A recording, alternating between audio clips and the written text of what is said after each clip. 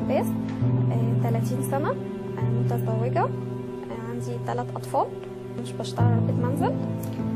أكتر حاجة عايزة أغيرها في نمط حياتي إن أنا فعلا أعرف إيه هو الأكل الصحي وأكله، أعرف الحاجة اللي باكلها دي السعرات الحرارية فيها قد إيه، لأن يعني إيه أنا باكل اللي أنا عايزاه من غير ما أعرف إيه هو السعرات، يا ترى يعني هتخن جامد مش جامد كده. أكتر حاجة مخوفاني لما غيرتش أسلوب حياتي إن أنا أتخن أكتر من كده، خصوصا ان مش دي طموحاتي، مش ده احلامي.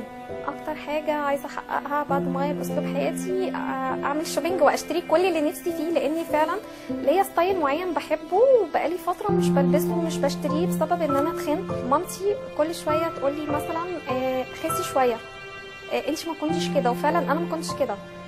زياده وزني اثرت مع علاقتي مع جوزي، انا جوزي انا وهو واخدين بعض عن حب، فهو دايما يعني ايه بيحاول ان هو يعني ما يزعلنيش، يعني حتى لو انا اتخنت بيقول لي انت حلوه، بس بحس ان هو مش دوت يعني الرد اللي هو عايز يقوله لي، هو عايز يقول حاجه تانية بس عشان ما يزعلنيش، فبيقول لي لا انت حلوه كده. بس انا حاسه ان انا لو خسيت هو هيفرح اكتر من كده.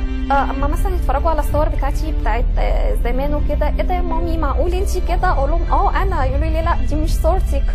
مسابقة نسلة هيغير لي في حياتي حاجات كتير، زي أول حاجة حالتي النفسية هتبقى كويسة، هحقق الهدف اللي أنا نفسي فيه، حياتي كلها تتغير. مش عايزة حاجة معينة في حياتي هي اللي تتغير، لا أنا عايزة حياتي كلها، جوزي وولادي، حياتي، بيتي، خروجي، أصحابي، عايزة كل حاجة في حياتي تتغير.